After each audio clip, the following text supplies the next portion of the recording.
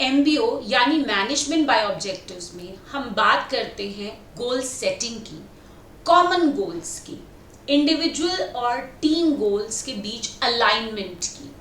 लेकिन अगर ऐसा है तो ये ज़रूरी है कि पहले तो हम ये समझें कि आखिर ये जो गोल्स हैं ये सेट किए कैसे जाते हैं, इन्हें सेट करते समय हमें किन चीज़ों का ध्यान रखना है। This is what we are going to talk about in this video and we will understand this through an example. First let's say कि ये होता क्या है, किस तरीके से मैनेजमेंट बाय ऑब्जेक्टिव्स में आप गोल्स जो हैं वो डिसाइड करते हैं। ऑब्वियसली सबसे पहले आप ऑर्गेनाइजेशन के ऑब्जेक्टिव्स को देखते हैं कि ऑर्गेनाइजेशन के ऑब्जेक्टिव्स क्या हैं। उसे देखते हुए एक डिपार्टमेंट ये डिसाइड करता है कि उस डिपार्टमेंट के ऑब्जेक्टिव्स क्या होंगे। अब जब मैनेजमेंट बाय ऑब्जेक्टिव्स में सुपीरियर और सबऑर्डिनेट दोनों बैठते हैं गोल्स पर बात करने के लिए, सो बेसिकली डिस्कशन इस पर होता है कि अगर इस डिपार्टमेंट के जिसका वो एम्प्लॉई जो है वो मेंबर है, अगर उस डिपार्टमेंट के ये ऑब्जेक्टिव्स हैं, how this employee is going to help achieve those objectives. वो पर्टिकुलर एम्प्लॉय उन ऑब्जेक्टिव्स के लिए क्या कंट्रीब्यूशन दे सकता है, बात इस पर होती है। वो अपना बेस्ट कैसे देगा। नाउ इसे एक एग्जाम्पल से समझते हैं। मान लीजिए एक डिपार्टमेंट का ऑब्जेक्टिव है कस्टमर सर्विस स्कोर को बढ़ाना या कस्टमर सेटिस्फैक्शन लेवल को इम्प्रूव करना, ये डिपार्टमेंट का ऑब्जेक्टिव है। अब जब सुपीरियर सबऑर्डिनेट एक साथ बैठेंगे तो वो ये देखेंगे कि सबऑर्डिनेट किस तरह से डिपार्टमेंट को हेल्प कर सकता है इस ऑब्जेक्टिव को अचीव करने में। फॉर एग्जाम्पल अब इस केस में आप बात कर रहे हैं कस्टमर सर्विस की। हम एक एग्जाम्पल लेते हैं कस्टमर सर्विस सेंटर का। आप मोबाइल के लिए आपको जब इश्यूज आते हैं आप कस्टमर सर्विस में बात करते हैं, वहाँ आपको एक एग्जीक्यूटिव मिलता है। अब वो एग्जीक्यूटिव जब आपके साथ डील कर रहा है जहाँ आप कस्टमर हैं, कैसे वो आपके सेटिस्फैक्शन लेवल को बढ़ा सकता है।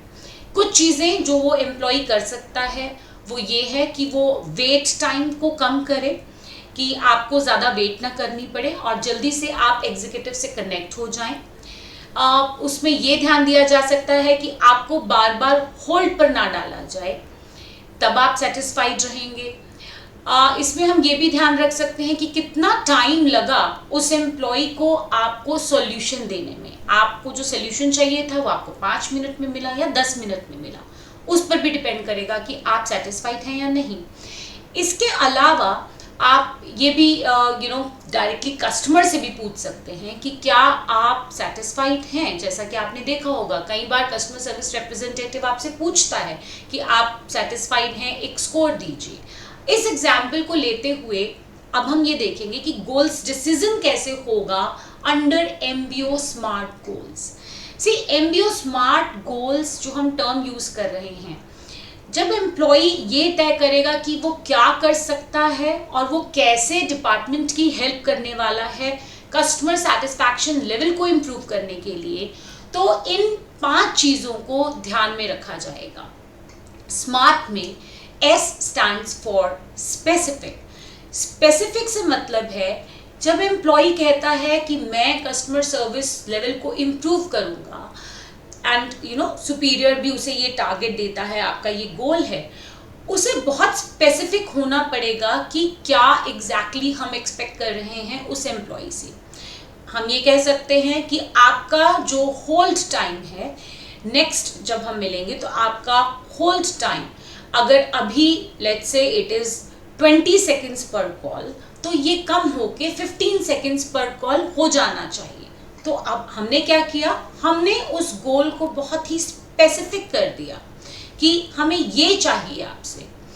अगर हम बात कर रहे हैं कस्टमर रेटिंग की, अब तक अगर आपको 4.5 स्टार मिल रहा था, नेक्स्ट टाइम आपको 4.6 स्टार पर आना है। इस तरह से आप जो है वो तय कर सकते हैं कि कैसे एग्जैक्टली क्या आपको उस एम्प्लॉय से चाहिए। नेक्स्ट जो इसमें स्मार्ट में हम यूज करते हैं M, दैट मीन्स मेजरेबल। अब जब आप गोल को स्पेसिफिक बना देते हैं इन अ वे, वो मेजरेबल हो जाता है। और ये बहुत ज़रूरी है कि आप जब गोल्स डिसाइड कर रहे हैं, ये ध्यान में रखें कि गोल मेजरेबल भी होना चाहिए।